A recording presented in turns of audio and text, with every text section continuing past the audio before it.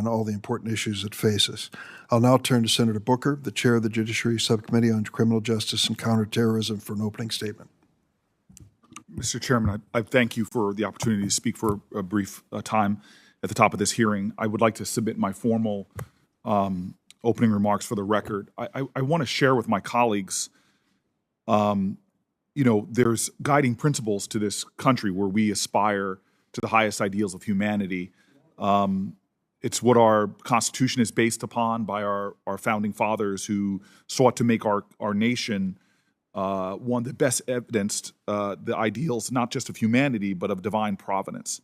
There is from the Abrahamic faiths, there's an ideal come from Micah, what do you want, O Lord, from your people, which is to do justice, to love mercy, and to walk humbly.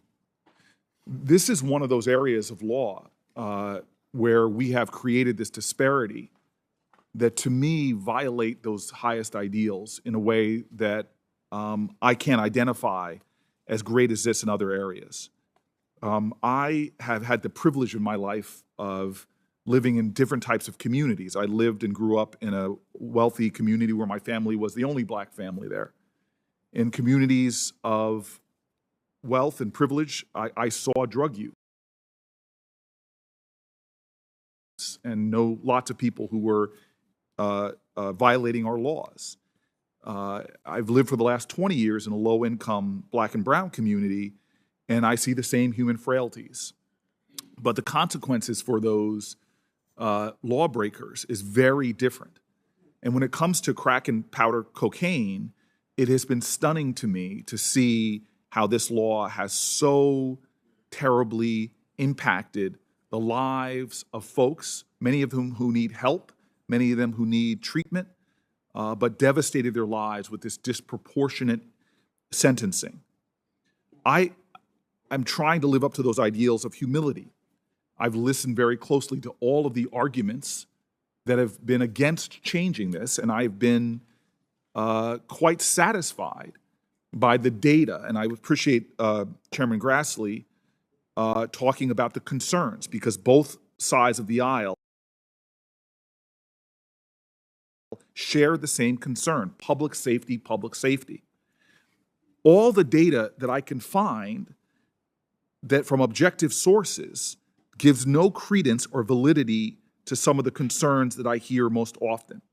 For example, in 2014, the Sentencing Commission, looking at the retroactive reduction in crack cocaine guidelines, found that retroactive sentence reductions did not result in higher recidivism rates. The data is very clear. I've heard concerns expressed about violent crime, that somehow crack cocaine users, unlike powdered cocaine users, and again, there's dramatic racial disparities, that somehow those crack cocaine users were more likely to be engaged in violent crime. So I looked with humility towards the validity of those arguments. And objective sources say time and time again, that is not the case. Again, recent data dispels this notion that crack offenses account for a higher rate of weapons possession than powder cocaine. According to the data from the USSC, in fiscal year 2020, more federal offenders charged with powder cocaine offenses carried weapons, 490, than those charged with crack cocaine offenses, 468. In fact, it's the opposite. The data shows that powder cocaine folks are more likely to have weapons. And so for me, there is no substantive reason from the actual chemical, they're the same substance, all the way to the allegations that somehow this will lead to more violence or lead to more recidivism. This is just not the case. What is the case is that this has created within our society deeper schisms along racial lines where certain people have had their lives devastated by this disparity. This is not justice. This is not those high ideals of humanity that we talk about in our most sacred civic documents, like the ideals of equal justice under the law. I am so encouraged that this is a bipartisan effort, that there are numerous Republicans in the House and Senator Portman here that are working with us in a bipartisan way to end this stain of injustice in our community. I am so happy that the very people who are out there enforcing our laws, from law enforcement organizations, national district attorneys, the Americans for Prosperity, the Due Process Institute, Freedom Works, law enforcement leader after law enforcement leader are working together, from Right on Crime to the very Sentencing Project, are working together to end what is a shameful chapter in our country. You had Richard Nixon up there, and all of us are mountain ranges. I do not vilify anyone. We have all made good contributions and tough contributions.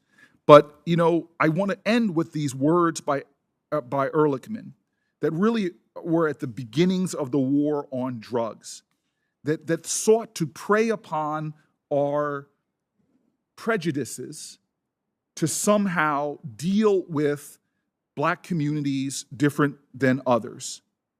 Ehrlichman, later in his life, admitted that so much of the source of fear of Black people was a political strategy.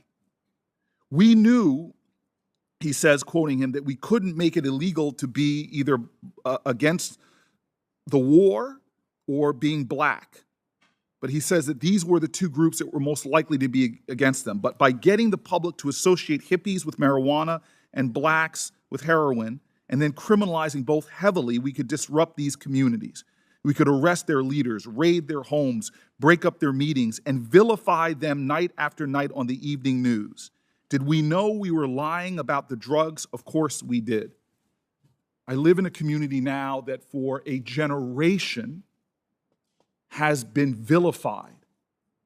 That on the evening news, we made people afraid, where words like super predators and others were heaped upon Black communities, and we have been devastated in this country as a result of the disproportionate incarceration of African Americans, even though there's no difference in America in the usage of drug rates along racial lines.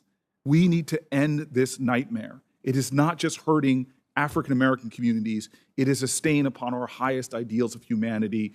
We must, as a Senate, do as Micah commands, do